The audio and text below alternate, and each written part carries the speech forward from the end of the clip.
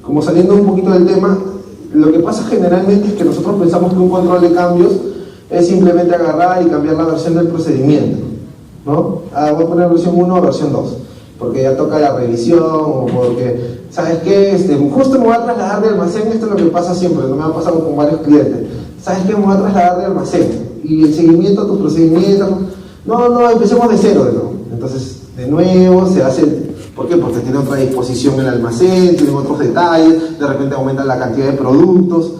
Entonces, en un control de cambios es muy importante que nosotros tenemos un procedimiento de elaboración de procedimientos, de manejo de procedimientos, como ustedes lo quieran llamar, que se haga un manejo adecuado. Luego se establece una revisión periódica y luego de esa revisión periódica es donde yo voy a ver efectivamente si se necesitan cambios o no se necesitan cambios. Ahora, los cambios pueden ser totales o los cambios pueden ser parciales. Por ejemplo, un cambio parcial. Campañas, hay por ejemplo campañas por el Día de la Madre. Y voy a citar cosméticos. ¿Ya? Las empresas cosméticas generalmente por el Día de la Madre, sobre todo Día de la Madre, incrementan su volumen de compras y de importación para poder abastecer la campaña, ¿no? Entonces, ¿qué hacen? Muchas veces el almacén no les da en capacidad, entonces ya desde antes hacen su incremento de volumen, porque alquilan otro almacén o hacen un traslado, hacen unos detalles ahí. ¿Para qué? Para simplemente poder cubrir la campaña, y este es un cambio parcial, porque luego vuelven a lo que normalmente tenían, ¿no? Son pocas los que cumplen, porque ustedes saben que el trámite de hacer todo este detalle ante la autoridad tiene sus plazos y tiene sus tiempos, y es un poco engorroso, ¿no? Porque generalmente lo que haces es, lo que voy a aumentar bajo la mesa, no lo declaro, pero lo ideal es que se puedan ir haciendo estos cambios. Ahora, si es un cambio total, porque puede cambiar la forma de trabajar, ¿no? Por ejemplo, un cambio de norma, el paso de la 585-99 a la 132-2015 de BPA, eso fue un cambio total, ¿cierto? Todos ¿cómo reaccionaron ante la BPA, ante el nuevo manual? Todos es como la carita esos de los memes, ¿no? O sea, ya perdidos, porque era otra cosa, ¿no? O sea, no solamente el volumen de páginas y de todo lo demás, sino en realidad había muchos cambios. Entonces todos pusieron el grito al cielo cuando salió el manual de BPA, y ahora todos se han ido acostumbrando, ¿no? Es parte del cambio. Entonces, pero no solamente acá voy a evidenciar cambios cuando yo haga mi revisión. Hay detalles que me pueden hacer evidenciar cambios. Por ejemplo, las auditorías, ¿no? Las auditorías me pueden hacer evidenciar observaciones, no conformidades, oportunidades de mejora. ¿Esto por qué lo digo? Porque muchas veces nosotros somos especialistas en que hacemos un procedimiento, lo tenemos ahí y pensamos que siempre se trabaja así, y nunca llegamos a la parte, sobre todo en almacenes grandes, a la parte operativa, cómo realmente la trabaja. Porque a veces ellos obvian los pasos. Por más que los expliquen, obvian los pasos porque para su comodidad, y a pesar de eso lo hacen con criterio y con calidad, es mucho más fácil hacer ciertos detalles, ¿no? Yo pongo un caso muy puntual nuevamente. Cuando estaba en Wyatt, la gente que trabajaba en Jofar, porque Jofar era nuestro operador logístico, los chicos que estaban y despachaban cadena de frío, para hacer un despacho de cadena de frío llenaban 5 formatos, que nunca he visto que en cualquier otro lugar donde haya trabajado en almacén, nunca he visto que los operarios ni siquiera te quieren llenar un formato, porque es muy tedioso, sobre todo en cadena de frío. Dicen, no, pero ¿para qué voy a hacer esto? Si yo tengo que dedicarme a hacer la caja, yo lo voy a hacer según... Ellos agarraban y te ponían el número de geles que usaban, te ponían las temperaturas a las cuales estaba cada gel que usaban, te ponían a la temperatura a la cual sacaban el producto, o sea, registraban paso por paso cómo armaban la caja. Y esto también depende del volumen de trabajo, porque una cosa es que lo que trabajaba Wyatt, ¿no?, como volumen de trabajo, y otra cosa es lo que puede trabajar un operador logístico tipo, no sé, Química Suiza, Jofar, lo que trabajamos, por ejemplo, en el seguro social, para repartir día a día, dependiendo del número de pedidos que se hagan por día, ¿no? Pero la cultura de calidad que ellos tenían era muy, muy puntual. O sea, imagínense me genera un mejor control. efectivamente me va a generar un mejor control, un mayor control.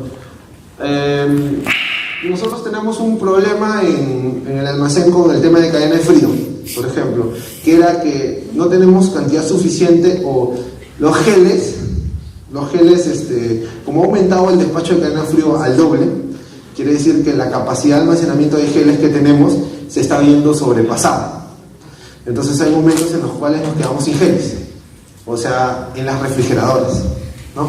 En las congeladoras. Entonces, ¿qué pasa? Que tú tenías tus geles, lo que te dice el procedimiento es que tú actives tus geles por 72 horas, ¿no? Entonces ya no tenemos a 72 horas, estamos llegando a 24, y si llegas a 24 quiere decir que el riesgo de desviación de cadena de frío es alto, ¿no? Porque tú has hecho una configuración en base a una activación de los geles en 72 horas, no hemos hecho la prueba en 24, ¿no? Entonces esos detalles, por ejemplo, se tienen que ir revisando, porque eso una ampliación de la demanda te puede hacer cambiar todo. Tendrías que cambiar toda tu configuración de embalaje, o comprar una serie de congeladoras y ponerlas en un almacén de repente donde no tienes espacio. Entonces eso nos obliga a ver cómo sería nuestro control de cambios, cómo hacer nuestro cambio y cómo registrar este cambio, ¿no? Bueno, luego viene la parte de documentación y trazabilidad. ¿Qué nos dice la norma con respecto a este punto? Se deben elaborar, revisar, aprobar, actualizar, distribuir, difundir, controlar toda la documentación de acuerdo a lo establecido en BPA. O sea, acá el manejo de documentos es igual a buenas prácticas de almacenamiento. Todos los registros deben contener la información necesaria para permitir todo este detalle de la trazabilidad. O sea, quiere decir lo que les dije, no hay necesidad de implementar un procedimiento de cómo hacer la trazabilidad, sino que todos los registros en cada uno de los procedimientos que tenemos nos dan la trazabilidad. Los registros deben ser disponibles y fácilmente trazables. Se deben contar con copias de seguridad cuando los registros se elaboran en formato electrónico para evitar pérdida de datos. Y se debe contar con procedimientos que garanticen la trazabilidad. Un procedimiento que garantice la trazabilidad es un procedimiento que esté bien especificado, ¿no? O sea, hay detalles, ¿no? Que yo he visto donde procedimiento de recepción, llega el producto, se registra la hora, se registra la fecha, no el formato, y se pasa al área de aprobados, fin, ¿no? 4 líneas. Entonces, si bien es cierto, es muy conciso, pero tampoco hay que ser tan conciso, ¿no? O sea, hay que darle el detalle que requiere cada uno de los procedimientos. Copias de seguridad, ¿ya? ¿Alguien maneja registros registros electrónicos? ¿Han hecho copias de seguridad? ¿Saben lo que es una copia de seguridad? Todos sabemos lo que es una copia de seguridad, por ejemplo, tener un backup, ¿no? Por ejemplo, el tema muy puntual, manejan sistemas de almacenamiento, sistemas de inventarios, ERPs, ¿ya? Tienen servidores, ¿no? Estos servidores tienen que ser, cada cierto tiempo tienen que estar backupeados, si lo queremos llamar, o sea, hacerle un backup, hacerle una copia de seguridad, y tiene que haber un protocolo de seguridad para tu copia de seguridad. ¿Por qué? Porque tu base de datos tiene que ser una base de datos. Generalmente, a ver, para plantear este detalle, ¿no? Cuando tenemos formatos electrónicos, quiere decir que estos formatos electrónicos los voy a tener porque derivan de algún sistema, ¿no? Y cuando un sistema ha sido desarrollado, el sistema, ustedes ven las pantallas y todo lo demás, pero toda esa información se traduce ¿a qué? Se traduce a una base de datos. En la base de datos, como vemos en las películas, salen, ¿no? Un montón de frasecitas, cifras y tablas, ¿no? Un montón de tablas donde uno ve bastantes cositas, ¿no? Entonces, primer detalle, la base de datos debe ser inimpugnable, o sea, que yo no podría agarrar y modificar una base de datos, no debería, porque ahí está todo el registro. Si yo modifico una base de datos y modifico solamente un detalle a un tema puntual, por ejemplo el lote, porque se puede, por eso hay administradores de bases de datos. Tú puedes modificar este lote porque quieres modificar un registro que fue mal registrado y que ya quedó así, ¿no? Entonces agarras, modificas, pero basta con modificar eso. Hay ciertos detalles o detalles que están encriptados, que le dicen los chicos de sistemas, que hacen que se modifique todo. Nos pasó hace poco, yo tenía un cliente que le pasó esto hace poco, que agarró y tenía que modificar un lote, ¿no? Porque un cliente les dijo, ¿sabes qué? Me estás entregando un lote que no corresponde y todo lo demás. Lo normal sería que tú ingreses al sistema y ahí lo modifiques. Lo que pasa es que ya no se podía modificar porque ya no existía nada de ese lote en el almacén. Entonces lo que hicieron fue agarrar, ir a la base de datos, modificaron ese lote puntual, ¿no? Para modificar las guías y modificar todo. Y al modificar ese lote, lo que hicieron fue modificar el código, en el código de ese producto, o sea, porque era un ítem X, por ejemplo, vamos a ponerle valsartán, modificaron todos los lotes. Y por meterle mano a la base de datos, como se dice. Al modificar todos los lotes, quiere decir que todos los productos estaban vencidos. Y se hizo todo un problemón, porque obviamente había que registrar nuevamente, levantar toda la información de lotes y todo lo demás. Que tu base de datos tiene que ser inexpugnable, a eso me refiero, y cuando todas tus copias tienen que tener copias de seguridad. Por ejemplo, ahora está muy de moda esto de, todos tienen copias de seguridad a veces de sus fotos, de su WhatsApp, ¿no? Porque eso les sale automáticamente si es que están conectados a una cuenta de Gmail en un Android, ¿no? Y se va directamente a su cuenta de Drive y les hace una copia de seguridad. Google Fotos les hace una copia de seguridad de sus fotos y el Google Drive les hace una copia de seguridad de su WhatsApp, ¿no? Ahora, ustedes han puesto a leer todos los permisos para ver si es que ellos pueden acceder a esa base de datos. No, de repente por ahí alguien les puede agarrar y les puede sacar toda su historia, ¿no? Sin necesidad Google puede agarrar y puede publicar algo en su nombre sin necesidad de que ustedes se hayan dado cuenta. Lo mismo pasa con iCloud. Generalmente en los acuerdos de privacidad que nadie lee están todas esas cositas, ¿no? Pero como nadie lee y pone acepto, habría que ver. Entonces lo mismo pasa con una base de datos. Lo que tendría que hacer es, se hace una copia, y como está muy de moda a veces pones la copia en la nube, pero poner las cosas en la nube siempre genera una especie de control de seguridad más específico, ¿no? Entonces hay que tener mucho cuidado porque hay cosas que se pueden modificar y todo lo demás. Hacer su backup. ¿Cómo más pueden hacer su backup? Con un USB, agarrar un disco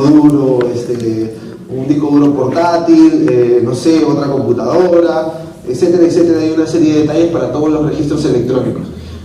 ¿Qué tiene que haber? Tiene que haber un procedimiento para saber cómo se hacen estas copias de seguridad. Sobre todo cuando los registros se elaboran en formato electrónico. Si todos tienen formatos manuales, no hay necesidad de hacer un procedimiento para hacer copias de seguridad, ¿no? Cada cuánto tiempo, quién es el responsable de hacer la copia de seguridad, quién es el responsable de acceder a esa copia de seguridad. Cuando ustedes se van de una empresa, ¿no han visto que a veces les bajan el correo electrónico y les hacen una copia de su correo electrónico, ¿no? Del PDT, que le dicen PCT si no me equivoco, y ahí les hacen una copia. Yo, por ejemplo, siempre me quedo con mis copias porque ya sé cómo hacerlas, pero no debería, ¿no?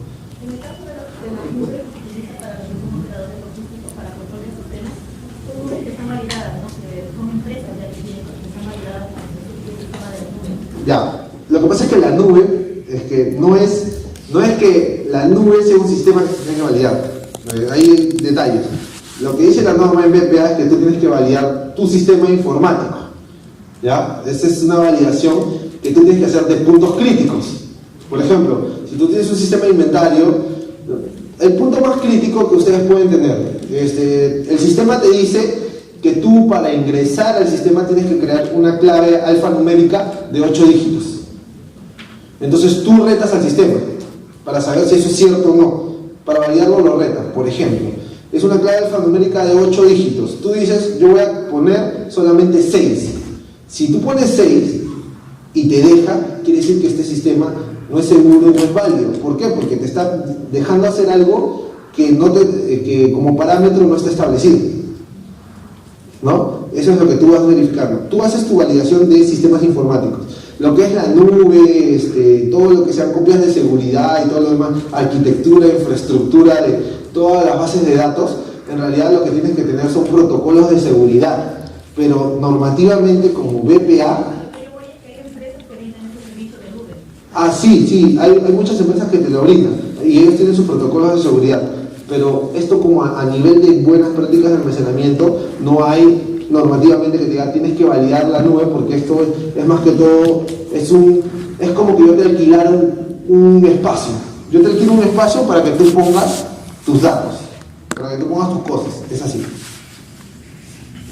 Entonces, dentro de documentación y trazabilidad se tiene que tener también tener documentos con información necesaria para mantener la trazabilidad del producto. El principal documento dentro de distribución y transporte, para mí, es la guía de remisión.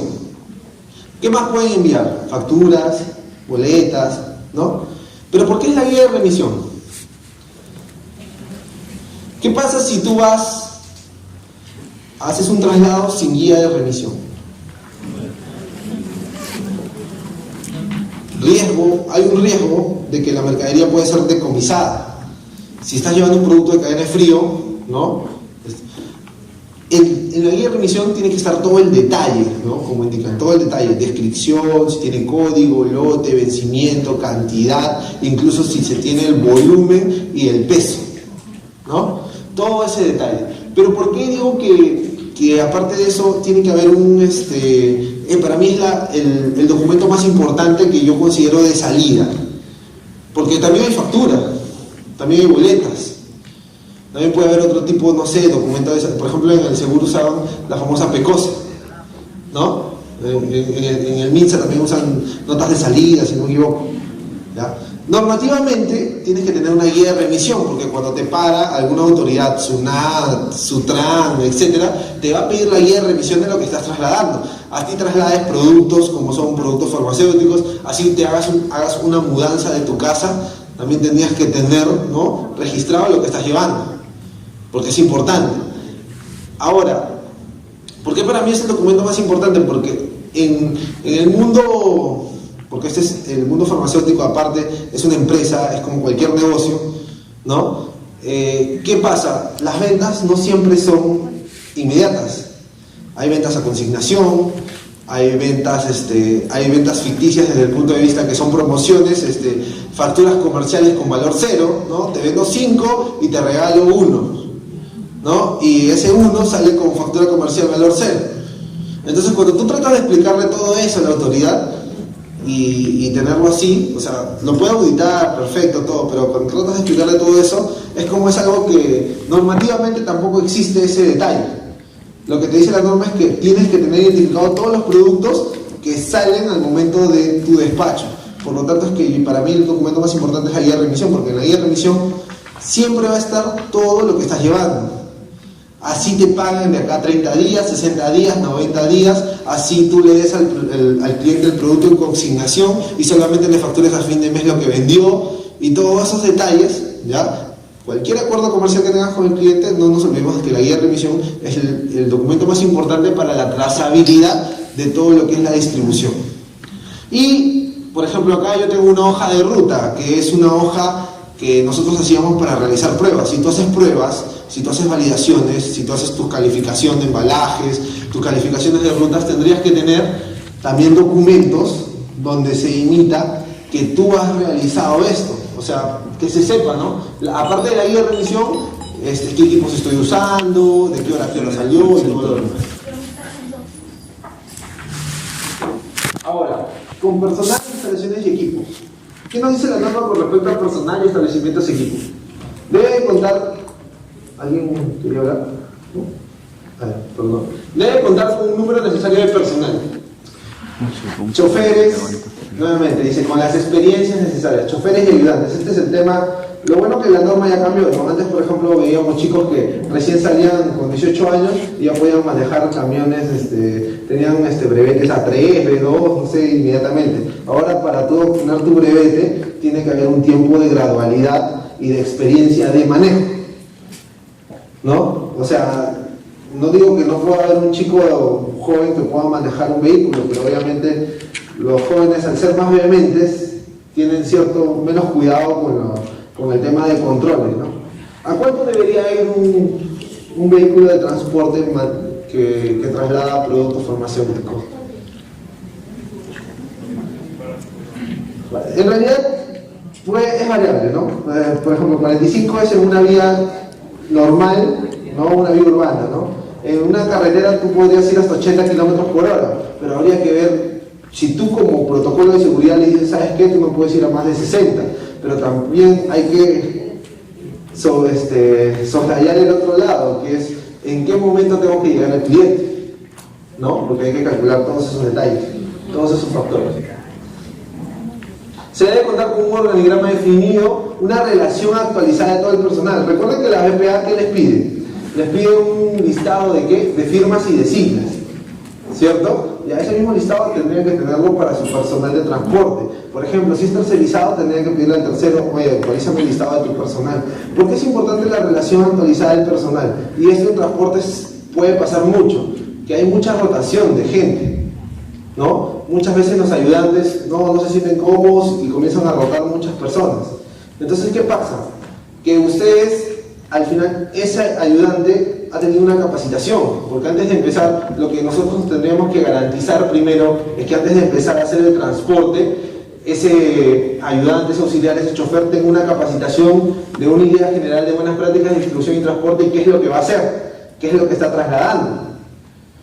Si al día siguiente ya no viene, no debería poder salir, ¿no? O deberíamos tener en cuenta cómo darle una capacitación muy rápida o una inducción o una charla de 5 minutos para que el personal sepa qué es lo que está trasladando, qué cuidados tiene que tener, ¿no? Porque estos chicos, los ayudantes a veces rotan mucho, entonces hay que tener bastante cuidado con eso. El personal debe estar capacitado en sus funciones y responsabilidades y bueno, el encargado de las buenas prácticas de distribución y transporte como las BPA o de todas las buenas prácticas es el director técnico. Todo el personal involucrado en el proceso de distribución debe cumplir con funciones y responsabilidades del personal. ¿Cómo saben ustedes que el personal ha sido entrenado en sus funciones y responsabilidades? Por ejemplo, en BPA cuando les dicen el personal tiene que haber sido entrenado en sus funciones y responsabilidades, ¿cómo lo demuestran? ¿Cómo? Registro de capacitación, inducción, donde dicen que han hecho sus funciones y responsabilidades. Sí, muy bien. Yo, por ejemplo, utilizo el método de que, aparte de la inducción, en su MOF, se le saca un MOF específico para cada persona donde están sus funciones y todo, y que firme la entrega de su MOF. Eso quiere decir que él está leyendo las funciones que tiene aparte de la explicación que ha tenido. Y aparte está asumiendo unas responsabilidades que indican en su manual de organización y función. Inducción y capacitación continua del personal, también debe estar eso. Los procedimientos operativos. En las áreas de trabajo está prohibido fumar, comer o beber. Esto, por ejemplo, lo hacen sobre todo para el tema de los patios de maniobras, pero también es importante que en tu furgoneta, en tu furgoneta, en tu camión, de tolva cerrada y todo lo demás, yo pueda tener estas normas o hacerlas visibles, ¿no? El acceso restringido a la parte de la furgoneta del camión, o sea, es un pequeño almacén, o sea, esto de acá es un pequeño almacén. Si es solamente la caja de embalaje, también tendría que tener detalles de rotulados, etiquetar y todo lo demás. En las áreas de trabajo también es el uso obligatorio de los EPPs. Hoy por hoy, todos los operadores logísticos les exigen el uso de EPPs a sus trabajadores. O sea, sus botas, sus cascos, ¿no? Algunos chalecos, ¿no? Y uniforme completo, ¿no? Que es lo importante, ¿no? Uniforme completo. La capacitación específica para el manejo de productos especiales, manejo de derrames y hojas de seguridad. Ya, esto por ejemplo en los almacenes, ¿qué hacen? Ustedes manejan un kit de derrame y toda la cuestión para que si hay algún producto o si amerita el caso. Ahora, ¿dónde ameritaría esto, no? Por ejemplo, si alguien traslada productos radioactivos, si alguien traslada productos, los aerosoles, ¿no? Si alguien que son muy inflamables, si alguien traslada productos tipo gases medicinales, ¿no? También habría que tener cierto detalle. Por ejemplo, los gases medicinales, miren, ahí ya hay una particularidad, por eso digo que no todo puede ser igual. Los gases medicinales no son trasladados, si ustedes se dan cuenta, en productos o en camiones de tolva cerrada, ¿no? Todos son trasladados en camiones de tolva abierta. ¿Por qué? Porque, si mal no me equivoco, por la presurización que tiene el aire, ¿no? Imagínense el hecho que haya una fuga y todo lo demás, lo que puede hacer es que explote la tolva o algo por ahí. Entonces, por eso es que están en camiones de tolva abierta. Y ahí sí no está prohibido, ¿no? O sea, es como uno lo va manejando. Ahora, no quiere decir que no cumpla con ciertas características el traslado, porque al final, los gases medicinales, ¿dentro de qué categoría? Productos farmacéuticos. ¿Y qué dice la norma? Que tú tienes que certificar productos farmacéuticos en buenas prácticas de distribución y transporte. ¿Ya? Por ejemplo, manejo de, esto sí lo pueden manejar, el sevoflurano o algún analgésico o anestésico, ¿no? Que usan para las operaciones. Esas botellitas que vienen, ¿no? de 500 mililitros, 250 creo. Imagínense llevar una que se derrame todo, al primero que abre la tolva se duerme, ¿no? Entonces hay que buscar ciertos mecanismos, ¿no? Todo el personal debe ser sometido periódicamente a exámenes médicos. ¿Eso qué quiere decir? Que así como a su gente del almacén le exigen su carnet de sanidad, al transportista, al que está porque va a estar en contacto con el producto, también tiene que tener su carnet de sanidad. Se debe establecer y cumplir procedimientos adecuados de higiene personal. Esto también, si a sus chicos que están en el almacén les exigen cabello corto, no barba, no aretes, no sé, no cabello largo, no uñas, etcétera, lo mismo debe pasar con los chicos que están en el transporte. Bueno, nos habla de que en instalaciones se debe disponer de infraestructura y equipamientos necesarios para asegurar la conservación de calidad de productos. Se deben cumplir con las exigencias del BPA. Miren, las instalaciones. ¿Qué deben cumplir con las exigencias del BPA? Por ejemplo, si tengo una zona de carga y de descarga en mi almacén, ¿no? Y si la declaro, si tengo un patio de maniobras. ¿Y qué pasa en lo que les decía? Si yo tengo una empresa que contrato, que subcontrato o que contrato para el tema de distribución y transporte y ellos hacen consolidación de carga, deberían tener un espacio, ¿no? Lo mínimo que tendría que ir a fijarme es que tengo cuál es su local donde llega mi producto. ¿Cuál es el local donde llega mi producto? O sea, yo he ido a varios y de verdad me quedo sorprendido porque yo pensé que en realidad, no sé si habrá sido, y hemos ido a varios sin necesidad de avisar. Yo pensé que tiraban las cosas, ¿no? Saben, como que dicen, ¿no? Porque el rótulo que le ponen ellos es medicina, son medicinas. No dicen son farmacéuticos, son dispositivos, nada. Son medicinas, porque los chicos no tienen la obligación de saber, ¿no? No, medicinas que lo ponen en una parihuela aparte, lo rotulan como frágil, le dan prioridad. O sea, sí hay una conciencia de varios operadores que he visto en operadores cargo, ¿no? Para nivel nacional, que tienen esa conciencia de separar los productos. Es más, hay operadores logísticos específicos de transporte que su core es todo el tema farmacéutico, el 90%, 95%, y ellos incluso han hecho una especie de almacén dentro de sus propias instalaciones donde ponen los productos, con aire acondicionado, con control de temperatura, con control de limpieza. Entonces tienen, o sea, de que hay, existe, ¿no? Y bueno, el patio de maniobra, su área de carga y descarga destinada al uso de los vehículos de transporte debe estar limpio y libre de plagas. Eso también, ¿para quién aplicaría? Para los vehículos, ¿no? O sea, si es que ustedes, sus vehículos también tendrían que tener un certificado de sanitización, de fumigación y todo lo demás. Debe ser bastante puntual en ese detalle. ¿Por qué? Porque así estamos garantizando que este pequeño almacén esté trasladándose. Entonces, chicos, vamos a hacer una pequeña pausa, ¿no? Sí, los invitamos por favor a tomar un cafecito en parte de acá del auditorio.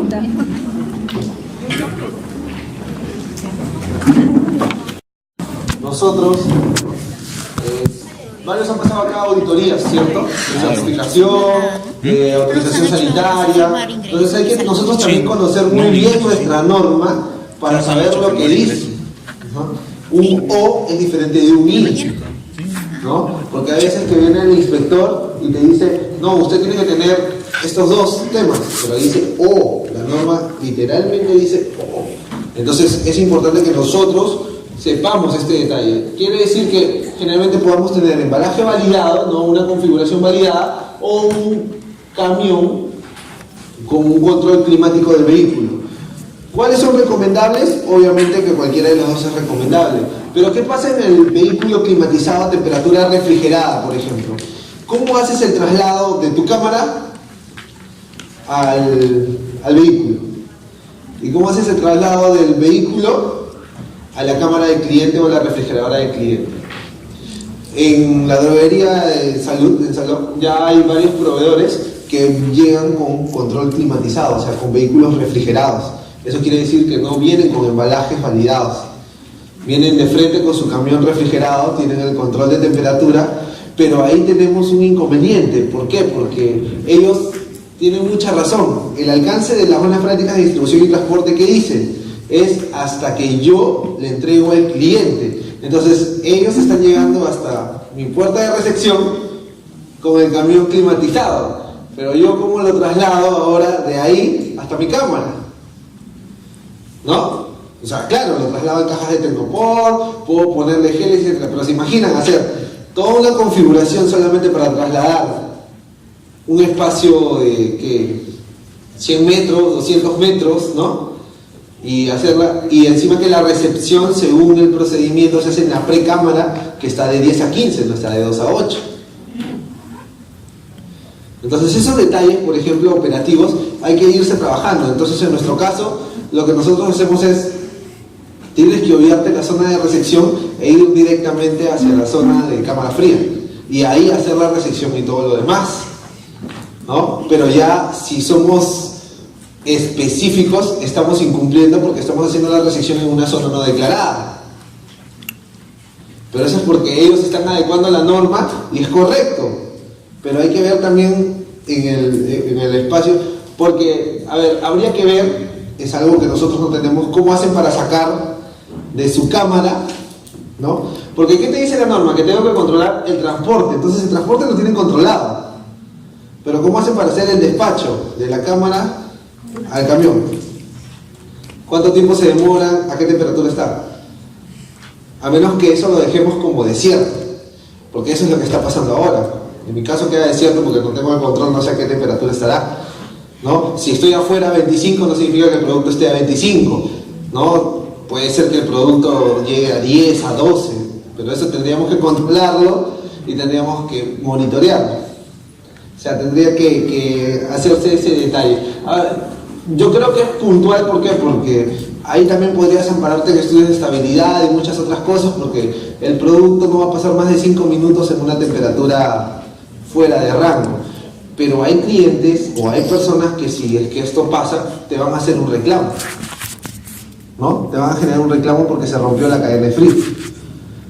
Entonces hay que ir chequeando estos detalles. Ahora, hay algunos que utilizan los dos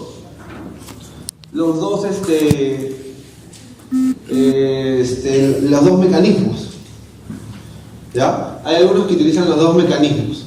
Camión refrigerado más embalaje calificado. Por ejemplo, cuando llega al almacén de aduanas, llegan las cajitas de Tecnopor y las meten directamente al almacén, a la cámara de frío. Y muchas veces no ha pasado que tienen desviaciones hacia abajo, ¿no? ¿Por qué? Porque de repente el embalaje está calificado a una temperatura de 25, 30 grados, ¿no?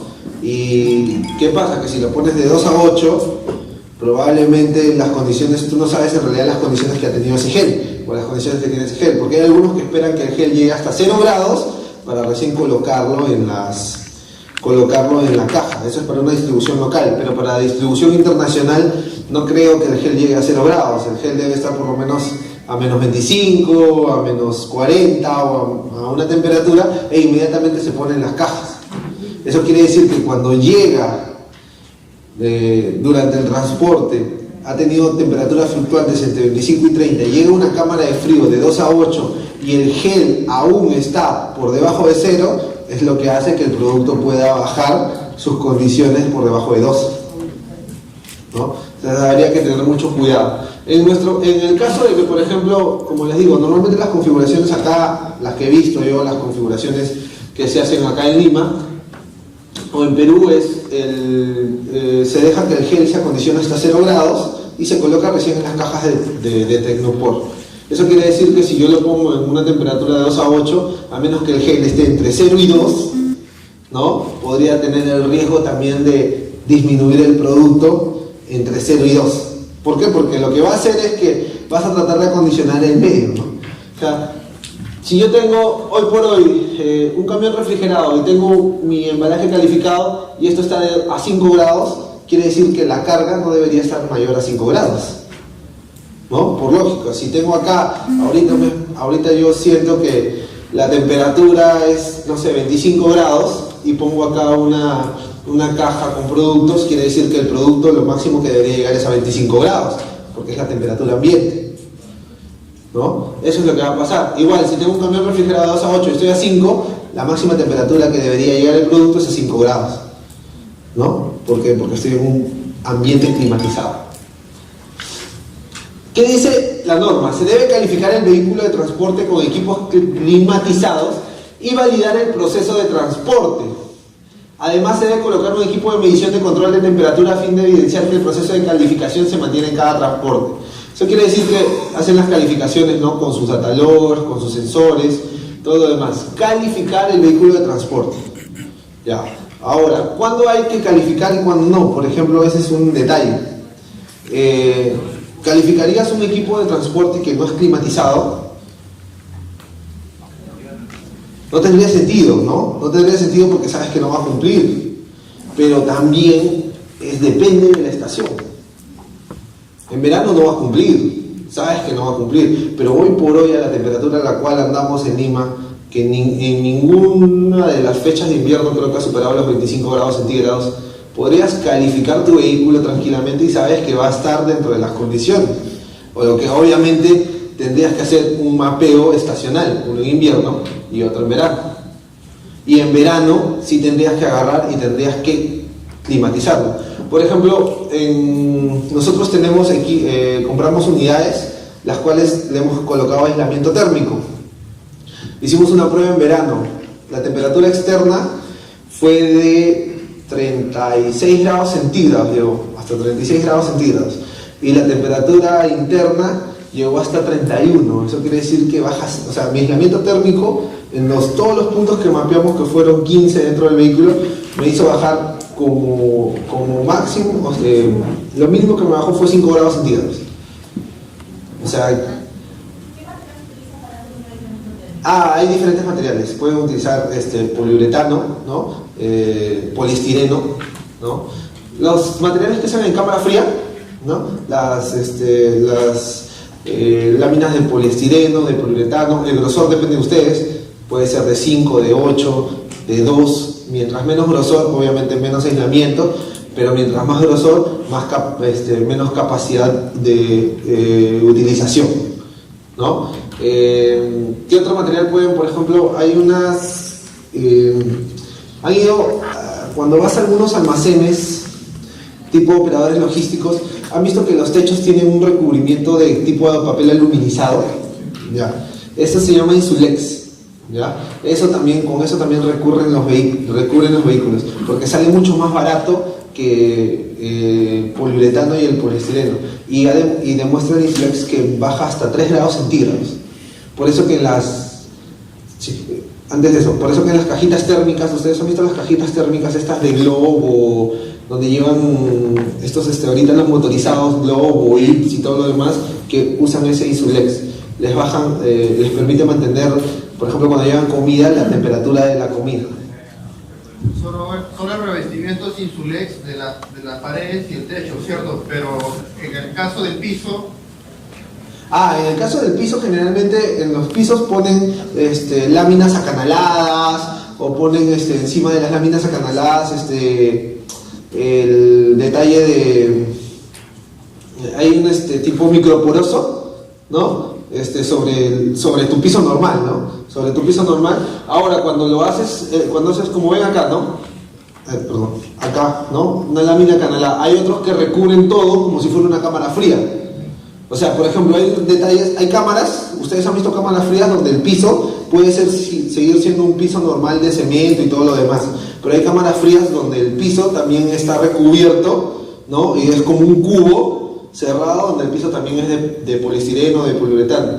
En el caso de los vehículos también, en el piso a veces recubren de poliestireno y poliuretano y le ponen una placa canalada o le ponen una placa de metal de alto tránsito, ¿no? Que tienen unas especies de frenillos, ¿no? O algunos lo forran de microporoso. Pero no hay una especificación que en el piso, o sea, tenga algún comportamiento especial. Ahora, siempre está la duda, en el piso, ¿qué hago? ¿Pongo parihuelas? ¿No? Porque igual lo piso y las cajas están directamente en el piso. Esa discusión siempre la he visto, sobre todo a nivel de transporte, ¿no? Claro, puede ser acero inoxidable, pero ¿qué pasa? Que al final, para sacar las cajas, tú traes de un ambiente contaminado, ¿no? Subes y ahí también vas a poner cajas. Vas a poner... Yo en este caso, y para el caso de transportes, es mi opinión personal, yo no soy tan exigente en ese detalle. ¿Por qué? Porque al fin y al cabo, cada caja de embalaje que está acá es una caja de embalaje, es un embalaje protector justamente, o sea, el producto como tal no está en esa condición, y a menos pues que vas a subir con los pies llenos de barro o una cosa así. Lo otro que puedes hacer es agarrar y generar un protocolo de cómo subir o cómo ingresar a la tolva, y le puedes poner bolsas plásticas o tipos, las gorritas las tocas para que se coloquen en las botas y suban. Es otra opción. Entonces tú lo vas manejando conforme quieras evitar el detalle de la contaminación, ¿no? Bueno, entonces tienen que calificar sus vehículos, los vehículos climatizados. Les decía nuevamente. Entonces, bajo esa pregunta, hoy por hoy la autoridad te pide que si es que por ejemplo, mis vehículos que solamente están aislados pero no tienen equipo de climatización, también los estamos calificando. ¿Por qué? Porque tengo que demostrar que efectivamente dentro del camión que yo estoy, o de la tolva que yo estoy ahí, de la furgoneta que estoy llevando, las condiciones de temperatura son o permiten que el producto pueda llevarlo, pueda mantener sus condiciones, ¿no? Por eso es que lo estoy calificando. Ahora, como les digo, nuevamente, esta es estrategia. ¿Por qué? Porque ya no les pusimos los equipos de climatización, porque justo estábamos entrando a invierno, y obviamente ustedes saben que hay un descenso de temperatura.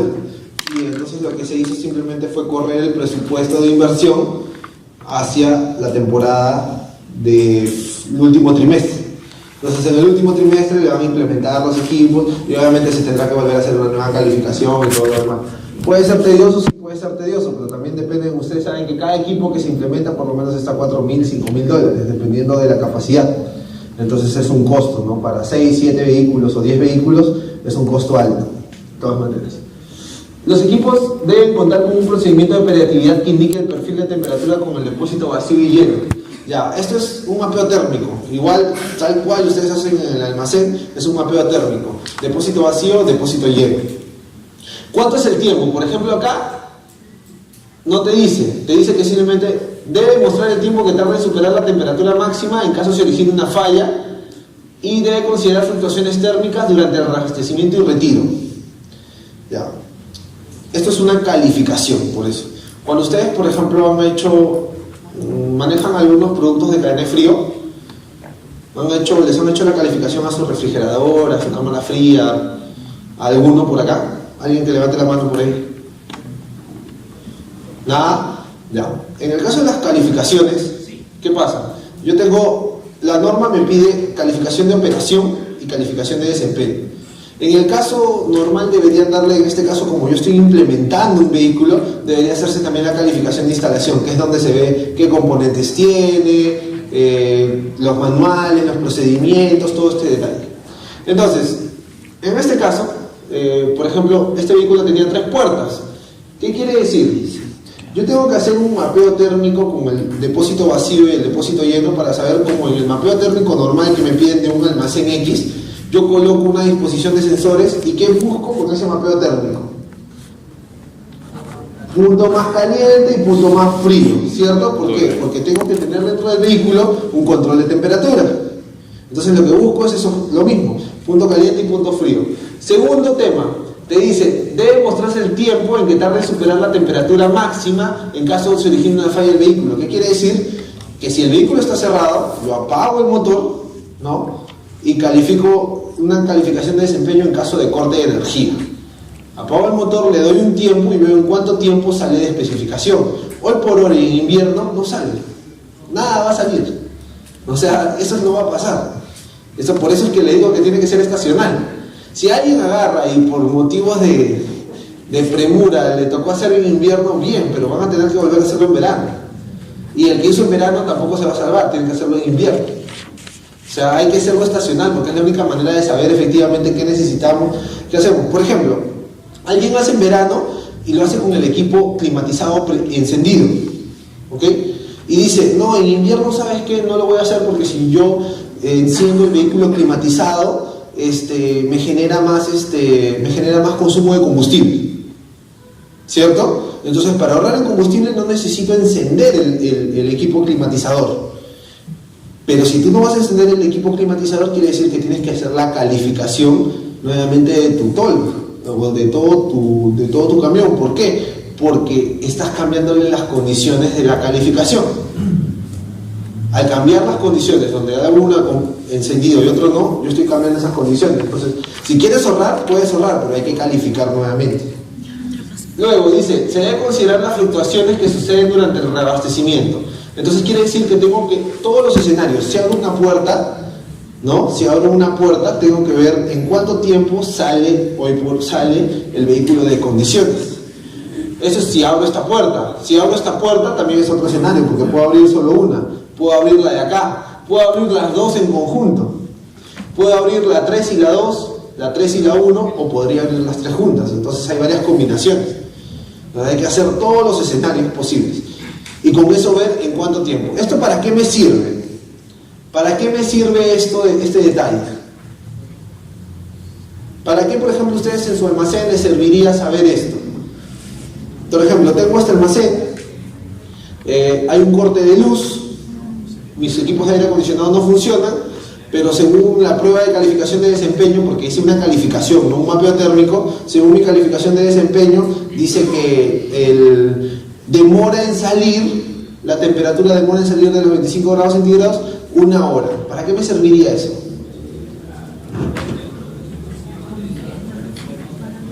Ya, perfecto, sabes cuánto tiempo se mantiene, pero te sirve para activar tus planes de contingencia. O sea, quiere decir que si yo sé que se mantiene 1 hora, estoy hablando de este ambiente, quiere decir que yo en 1 hora tendría que tener 1 hora para activar mi grupo electrógeno, ¿no? Si fuera el caso, para que se vuelvan a encender los aires. ¿Qué pasa acá? Ah, ya, pues este es un vehículo, acá la cosa cambia, porque ¿qué pasaría si en 1 hora, así por ejemplo es 1 hora, entonces habría que ver qué mecanismos tengo yo de planes de contingencia, porque ponerle un grupo electrógeno al vehículo, o sea, obviamente no es el detalle, ¿no?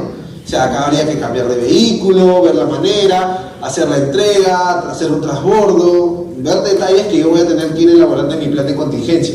Eso es muy importante. Hablábamos de procedimientos, entonces ya tienen uno. ¿Ya? Más, hay que tener el plan de contingencia no solamente es para productos refrigerados, sino también qué pasaría en el caso que el transporte suceda tal cosa. Porque no solamente puede suceder esto, puede suceder un robo, puede suceder que tuve un accidente de tránsito, puede suceder muchas cosas. Desastre natural, etcétera, etcétera, etcétera. ¿Qué hacer o cómo reportar ante cada situación?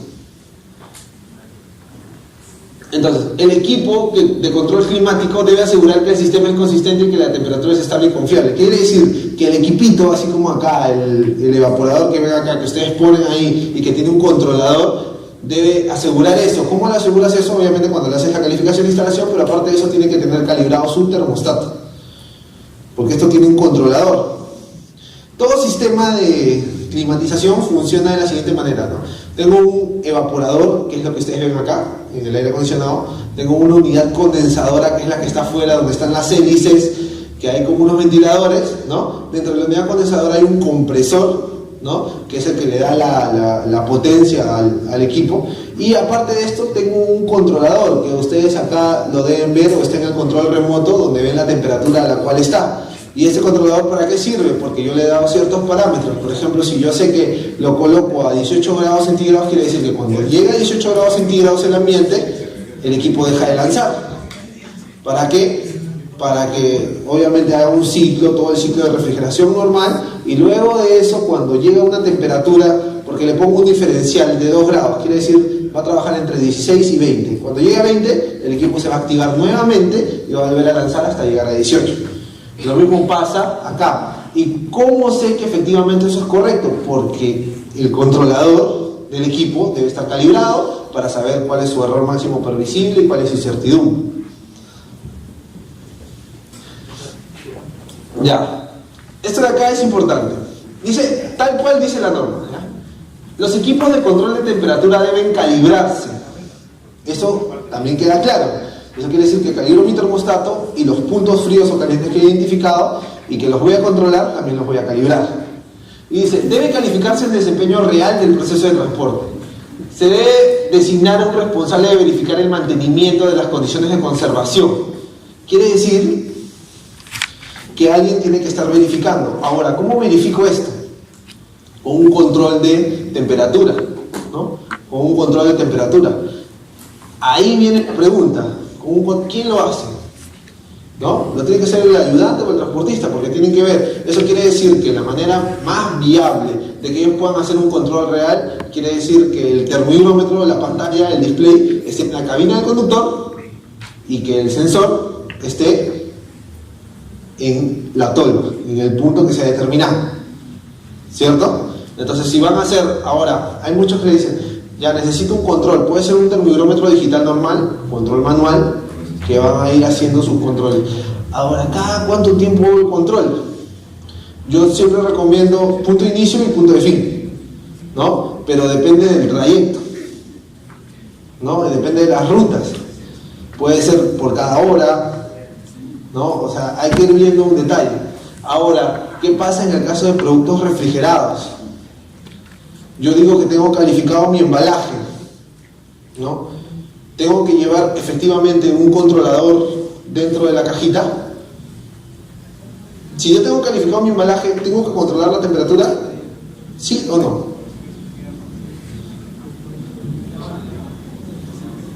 Ahí está, por ejemplo, porque por algo califico, no necesitaría. ¿Ya? ¿Quién dice que sí? Ya, ahí dice que sí. ¿Sí necesitas controlar la temperatura o no? Ya, sí y no. Ya, siempre hay varias vertientes como esta de acá. La norma dice, en la parte de BPA, que se tiene que llevar el control de temperatura. A pesar de estar calificado, se debe hacer un control de temperatura periódico, un monitoreo periódico. ¿Ya? O sea, quiere decir, ya yo califiqué, pero también tengo que ir controlando de vez en cuando qué es lo que pasa. Que tú lo hagas y controles todos tus envíos es perfecto, nadie te va a criticar, es mucho mejor todavía, ¿ya? Pero la norma de PPA te dice esto. Y ahora cuando vamos a avanzar, hay una parte donde dice que se tiene que tener el control de temperatura de las condiciones durante el transporte. Y algunos lo interpretan como que la caja de embalaje tienes que tener las condiciones de temperatura durante el transporte y dentro de tu caja de embalaje, pero no, durante el transporte quiere decir que mi medio es el vehículo. Entonces lo que yo debo controlar que es las condiciones de transporte de mi vehículo, ¿ya? ¿Esto qué quiere decir? Que, por ejemplo, yo he hecho la calificación bajo ciertas condiciones.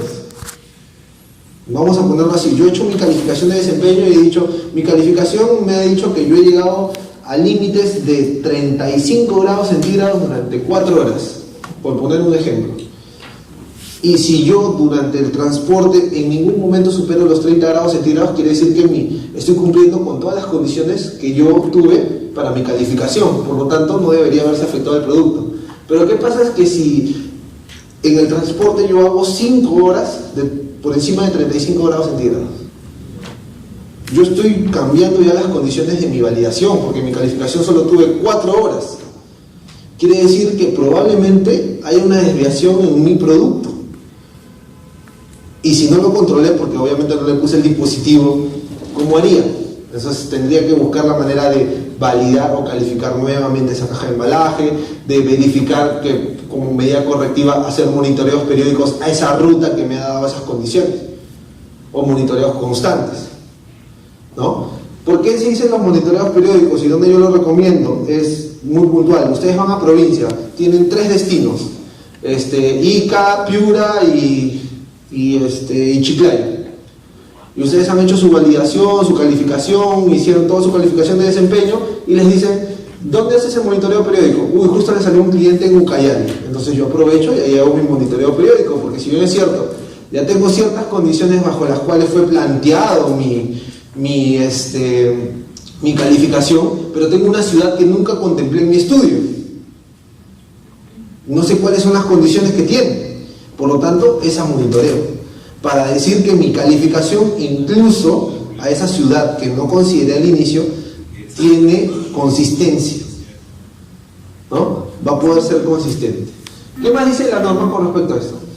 La verificación debe ser registrada, para lo cual el personal responsable del vehículo debe contar con dispositivos, equipos, monitores u otro medio que evidencie el control de temperatura. O sea, lo más sencillo, un control manual. Puede haber un control, un data logger que registre toda la data y luego lo baje, o puede haber algún sistema de monitoreo remoto que funciona con los GPS y que van registrando la data. La distribución de cadena que requiere cadena de frío dice, debe considerar vehículos climatizados, embalajes calificados. Dice, en el caso de no contar con lo anterior, ¿ya? El control de temperatura debe ser permanente durante todo el transporte. Acá mismo le está dando ya la norma, miren, literal, ¿eh? Vamos a volver a leerlo. La distribución de productos farmacéuticos que requieren cadena de frío debe considerar vehículos climatizados o embalajes calificados que aseguren la conservación de temperatura. En el caso de no contar con lo anterior, ¿qué quiere decir? Vehículos climatizados o embalajes calificados, el control de temperatura debe ser permanente durante el transporte. O sea, si no tuvieran nada, tendrían que controlar permanentemente durante el transporte. Pero sin embargo, acá arriba, ¿qué les dice? Que tienen que tener el control de temperatura del transporte, ¿no? Medio confuso.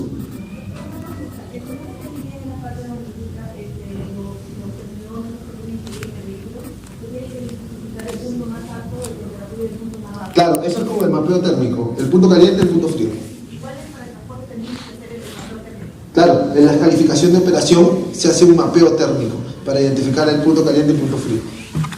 En este caso, entonces, lo que ustedes tienen que garantizar acá es, olvídense eso de no tener control de temperatura. Van a tener que tener control de temperatura en su vehículo, porque, a ver, vamos a poner, ¿qué almacén no cuenta con control de temperatura? Si ustedes tienen un almacén que no cuente con control de temperatura, la autoridad les pone una no conformidad.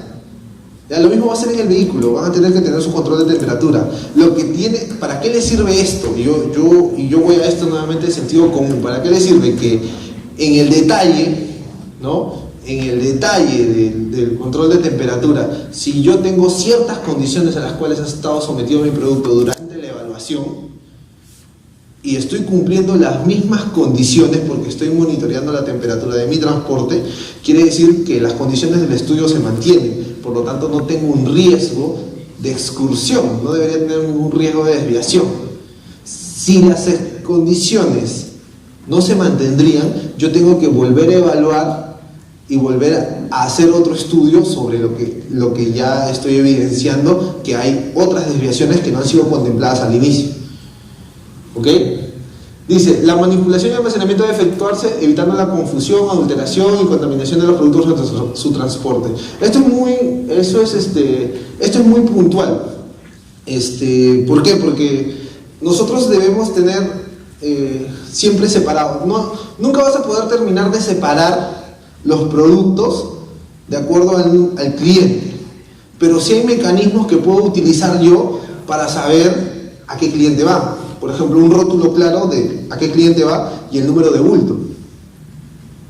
Ustedes han visto que hay proveedores, o sea, les llegan las cajas a veces que le dicen, tú eres Hospital Sabugal, 1 de 8, quiere decir que hay 8 cajas, ¿no? Debe haber 1 de 8, 2 de 8, 3 de 8, 4 de 8, 5 de 8, 6, como foliar un expediente, igual, ¿no? Rotular tus cajas de esa manera. Es el control más fácil, más visual. O sea, nos ha pasado nosotros que teníamos que ir a Chancay, a Huaral, y ustedes saben que llegas al óvalo hacia la mano derecha Huaral, hacia la mano izquierda Chancay, y dejamos una caja de Huaral en Chancay y viceversa. ¿Por qué? Porque si no lo tienes bien rotulado, si no lo tienes bien identificado, pueden suceder esas confusiones. Entonces hay que evitarlo. Entonces les hago una pregunta, ¿es necesario acondicionar todos mis vehículos a la temperatura requerida por el producto? Por ejemplo, los productos refrigerados, ¿tengo que acondicionar todos mis vehículos de 2 a 8? No, porque tengo la calificación de embalaje. Es más, si yo tuviera dentro de mi espectro de productos farmacéuticos, porque ustedes saben que hay algo muy puntual. La Directiva de Estabilidad es del año 2009, 2011, ¿no? Hay una Directiva de Estabilidad del año 2011, si no me equivoco, que indica que todos los productos a partir de su segunda restricción deben ser migrados a zona climática 4A, ¿no? E incluso creo que ahora último ha salido una que nosotros ya somos